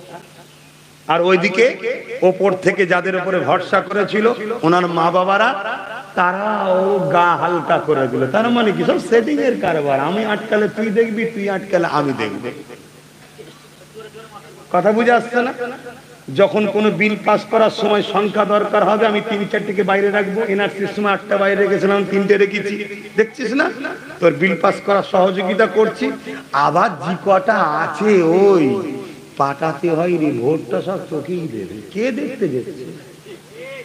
কেউ বুক থেকে বলতে পারবে যে আমি দিইনি? প্রমাণ করবে। শুনছেন না? শুনে যদি বলেন আমাদের উপরে বিশ্বাস না, কি করে বিশ্বাস করি? তোরাই তো বলছিস দিল্লি যা। যদি না বলতিস তবু নয় বিশ্বাস হতো। আর যদি বলে ও বলেছো তো কি হয়েছে, তো ওর বিরুদ্ধে তো কিছু বলছিস নি না? বললে তো আমায় পরের বারে টিকিট দেবে না। ও তা তুই যদি লুবি হোস, লুবির উপরে ভরসা করা যায়? লুবি এত খাতারনাক জিনিস। এই রিসেন্ট দেখলাম মা ছেলে বিক্রি করে মোবাইল কিনেছে। কোন দুনিয়ায় বাস করছে আর কোন দুনিয়ায় ওয়াজ করতে এসছি বুঝতে পারছেন তো? মা মা পৃথিবীতে সৃষ্টিকর্তার পরে, রসুলের পরে সব থেকে মমতাময় দয়ালু যিনি হয়, সে হিন্দু মা হোক আর খ্রিস্টান মা হোক, আদিবাসী হোক, সাঁওতাল হোক আর মুসলমান হোক, মা মা হয়। প্রত্যেকটা মাই তার বাচ্চা তার কাছে পৃথিবীর সব থেকে দামি সম্পদ। আজকে এত জঘন্য দুনিয়া হয়ে গেছে, মায়ের নেশা হয়েছে মোবাইল। নিজের সন্তান বিক্রি করতে মোবাইল কিনেছে। তাহলে কোন দুনিয়ায় আছো বুঝতে পারছো? আপনি যদি বলেন এর জন্য দোষী কারা, আমি বলবো নাম্বার 1 দোষী হলো ইসলাম ধর্মের উলামা। আমরা কেন আমাদেরকে সবাইকে ছেড়ে মৌলী সাহেব ধর, সবাই মৌলী সাহেব ধরছে, আপনিও মৌলী সাহেব। হ্যাঁ, আমাদের সব থেকে বড় অন্যায় হচ্ছে কি, আমরা খড় খাই না, খড়ে গা ঘষি। রাজনীতি করি না, রাজনীতি নেতাদের সঙ্গে গুজুর গুজুর করে টাকা লেনদেন করতে খুব ভালো পারি। এটা হচ্ছে সব থেকে বড় শয়তানি। যদি সমস্ত উলামায়ে হক রাজনীতিতে নামতো, উলামাদের অন্তরে আল্লাহর ভয় আছে, সমাজে একটা সমাজ বিরোধী হলে, অন্যায় হলে তার যে শাস্তির ব্যবস্থা তৈরি হতো, সে শাস্তি দেখে বাকি জালিমগুলোর অন্তরে শয়তান এমনি মারা যেত। আজকে তিলোত্তমা বোনের যদি প্রকৃত আসামিকে শাস্তি দেওয়া হতো, প্রকৃত আসামিগুলোকে, আমার সিভিক ভলেন্টিয়ার ভাইয়েরা যা মাঝে মাঝে মুড লাই যায়, মনে হয় ইনারা ডোনাল্ড ট্রাম্পের আব্বা যান। কথা বুঝলেন? যা মাঝে মাঝে মুড লাই। আপনাদের উদ্দেশ্যে একটা ছোট্ট আমার কথা, খারাপ নেবেন না। যখন নেতার বেটা, মন্ত্রীর বেটা বিপদে পড়বে, মহা কেসে জড়িয়ে গিয়ে আপনাদের মতো সিভিককে এভাবে জড়ানো হলো, মার্ডার করে দিবার পরে ডেকে নিয়ে গিয়ে তারপরে ফাঁসানো হয়েছে। শুনছেন না? শোনেন? দিদি বলেন এত বড় কথা আপনি বলছেন কি করে? আপনাদের দুটো চোখ আছে, আমাদের 3টে চোখ আছে, তাই বলতে পারছি। ঈশ্বরচন্দ্র বিদ্যাসাগরও বলেছিল, একে চন্দ্র, দুয়ে পক্ষ, তিনে নেত্র। নেত্র মানে কি? হ্যাঁ, আপনি দুটো চোখ নিয়ে ঘুরছেন তো বুঝবেন কি করে? আমার বোনটাকে আল্লাহ যা ক্ষমতা দিয়েছিল, যে ফিগার দিয়েছিল, দেখেছেন তো নাকি? ওই রুগা পাটকেও যদি একা যেত, উল্টো হাতে মারলে 10 গ্লাস পানি খাওয়াতে হতো সিভিক থেকে। ভুল বলছি? ও কি করে হলো এরকম আসামি? এর পিছনে বড় বড় সব বোয়াল মাসাদের ছেলে আছে। আবার এইসব কথা আমি বলে ফেললেই তো সমস্যা। কথা বুঝছেন না? কিন্তু আপনাকে তো অন্যায় মিটাতে হবে না? আপনার আমার ঘরেও তো মা বোন আছে। আর যারা জালিম হয়, চরিত্রহীন হয়, তার কাছে ধর্ম বলে কিছু নেই, বেটি বলে কিছু নেই। সে নিজের পরিবারকেও সুযোগ পেলে নিজের পরিবারের বেটিদের ঘরেও ছাড়বে না। এই একটা নেচার, এটা খসলো শয়তানের। কথা বুঝছেন না? আর এসব শয়তানের ধর্মের সঙ্গে জড়াবেন না। মুসলমান, হিন্দু সব বলবেন না। এদের কোনো ধর্ম নেই, এদের একটাই ধর্ম, এরা মানবরূপী পশু। আর এদের শাস্তি একটাই, প্রকাশ্য রাজপথে প্রকাশ্য ঝুলিয়ে দাও। তাহলে কি হবে? ওখানে লক্ষ লক্ষ মানুষ সবাই যারা দেখবে, যদি এরকম কারো শয়তান ভেতরে থাকে, ওই শয়তান বাইরে আর বেরোবে না, ভেতরেই মরে যাবে না, আমারও ঝুলিয়ে দেবে রে। কথা বুঝছেন না? কিন্তু এসব নিয়ে গভর্নমেন্ট আইন করবে না। গভর্নমেন্ট আইন করবে রেল বিক্রি করেছি, ট্রেন বিক্রি করেছি, এলআইসি বিক্রি করেছি, সব বিক্রি করে দিল। এবারে কি বিক্রি করি বলি? সব মুসলমানদের জায়গা বিক্রি করি, এই নিয়ে সব ব্যস্ত। কথা বুঝলেন তো? যাক ভাই, আরো উলামারা আছে, তাদের সময় যদি আমি খেয়ে ফেলি তারা কি ওয়াজ করবে, একের পর এক আলোচনা করবেন। এখন আমি সংক্ষেপ করব, তার আগে একটু সালাম দিয়ে লিয়া নবী সালাম